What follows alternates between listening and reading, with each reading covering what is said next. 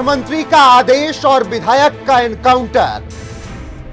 7 बार के विधायक का जब पुलिस ने किया खुलेआम एनकाउंटर। एनकाउंटर के बाद दहल गए सब, किसी को नहीं हुआ विश्वास। मच गया बवाल तो मुख्यमंत्री को देना पड़ गया था इस्तीफा। एनकाउंटर की कई खबरें आपने पढ़ी होंगी, सुनी होंगी और देखी होंगी, लेकिन इस सनसनीखेज एनकाउंटर के बारे में शायद ही आपने सुना हो। इसीलिए बने रहिए हमारे साथ। अगले कुछ मिनट में मैं रोहित पांडे आपको बताऊंगा कि कैसे एक विधायक का एनकाउंटर कर दिया गया और उसके बाद राजनीतिक तख्तापलट का ऐसा खेल चला कि सब दंग रह गए।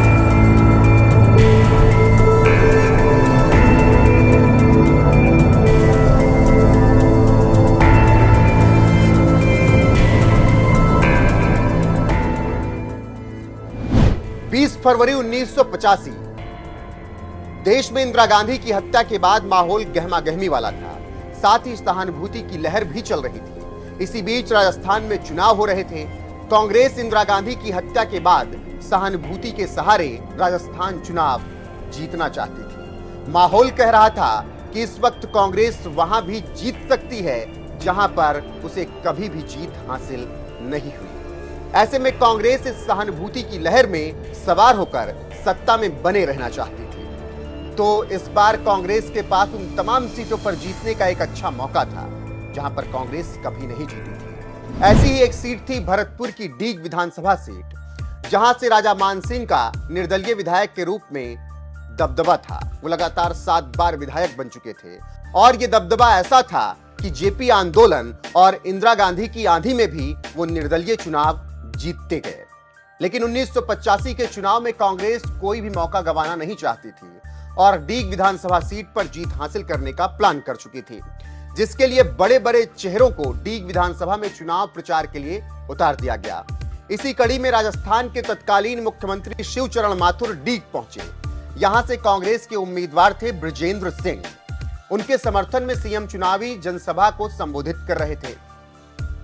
कहते हैं कि इसी बीच कांग्रेस के समर्थकों ने चुनाव प्रचार के दौरान डीग किले पर लगा रियासत का झंडा उतार कर फेंक दिया और उसके स्थान पर कांग्रेस पार्टी का झंडा लहरा दिया।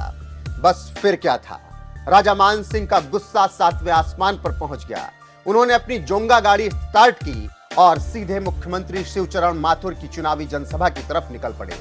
वहां पहुंचते ही उन्होंने बवाल काट दिया। सुरक्षा घेरा तोड़ते हुए राजा मान सिंह आगे बढ़े और अपनी गाड़ी से मुख्यमंत्री शिवचरण माथुर के हेलीकॉप्टर को टक्कर मार दी। साथ ही सीएम के मंच को भी तोड़ डाला। हालात इतने खराब हो गए कि पुलिस के हाथ पांव फूल गए। मुख्यमंत्री शिवचरण माथुर को सड़क के रास्ते वापस राजधानी जयपुर लौटना पड़ा। भरतपुर से लेकर जयपुर तक हालात तनावपूर्ण हो गए। मुख्यमंत्री के साथ हुई इस घटना ने एक अलग ही खौफ सब में पैदा कर दिया था। फिर आया इस घटना के बाद का अगला दिन, यानी 21 फरवरी 1985। यह दिन हर दिन की तरह आम नहीं था। यह दिन तनाव वाला था, क्योंकि उससे एक दिन पहले जो हुआ था हर तरफ उसी बात की चर्चा थी। भरतपुर के राजघराने में इसको लेकर बातें हो रही थी। मामला क्योंकि दर्ज हो चुका था। पूरे प्रदेश में कर्फ्यू लगा दिया गया था। कहा तो यहां तक जाता है कि मुख्यमंत्री ने राजा मानसिंह के एनकाउंटर के लिए पुलिस को आदेश दे दिए थे। लेकिन मानसिंह बेफिक्र थे। वो इस दिन को भी एक सामान्य दिन ही समझ रहे थे। इसीलिए वो परिवार वालों के रोकने के बावजूद भी नहीं रुके और बाहर निकल पड़े। राजा मानसिंह किले से निकलकर डीग की अनाज मंडी पहुंचे थे। बस तभी पुलिस ने अपनी गाड़ी राजा मानसिंह के आगे लगा दी। मानसिंह कुछ समझ पाते कि इससे पहले ही डिप्टी एसपी कान सिंह भाटी और उसके साथी पुलिस कर्मियों ने मानसिंह और उनकी गाड़ी को घेरकर ताबड़तोड़ फायरिंग चालू कर दी, जिसमें मानसिंह और उनके साथ बैठे हरि सिंह और समर सिंह की भी मौके पर ही मौत हो गई। गोलियों की तड़तड़ाहट ने ही बता दिया था कि पुलिस केवल और केवल राजा मानसिंह के एनकाउंटर के लिए ही आई थी। इस एनकाउंटर ने सबको सन्न करके रख दिया। राजस्थान के साथ ही साथ आसपास के राज्य भी दहल उठे, जिसमें उत्तर प्रदेश भी शामिल था। यह पहली बार था जब किसी विधायक का एनकाउंटर कर दिया गया, वो भी खुलेआम। सवाल उठने लगे। तत्कालीन मुख्यमंत्री शिवचरण माथुर पर इस एनकाउंटर का आरोप लगा। इसके 2 दिन बाद ही, यानी 23 फरवरी 1985 को शिवचरण माथुर को मुख्यमंत्री पद से इस्तीफा देना पड़ गया। फिर राजस्थान में चुनाव हुए, परिणाम आए तो कांग्रेस की 20 सीटें कम हो गई।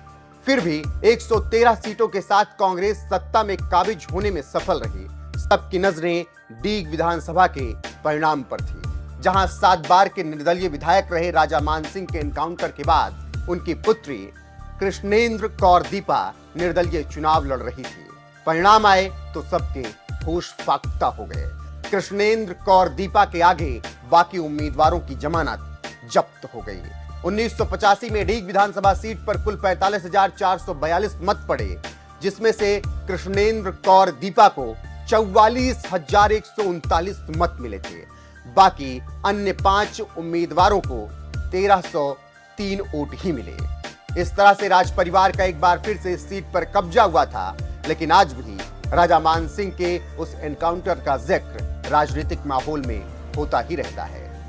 तो ये थी खबर उस सनसनीखेज एनकाउंटर की, जिसमें राजघराने से आने वाले 7 बार के निर्दलीय विधायक का पुलिस ने खुलेआम एनकाउंटर कर दिया। एनकाउंटर कराने का आरोप तत्कालीन मुख्यमंत्री शिवचरण माथुर पर लगा, जिसकी वजह से उनकी कुर्सी भी चली गई और डीग विधानसभा में फिर भी कांग्रेस की जीत 1985 में नहीं हो पाई।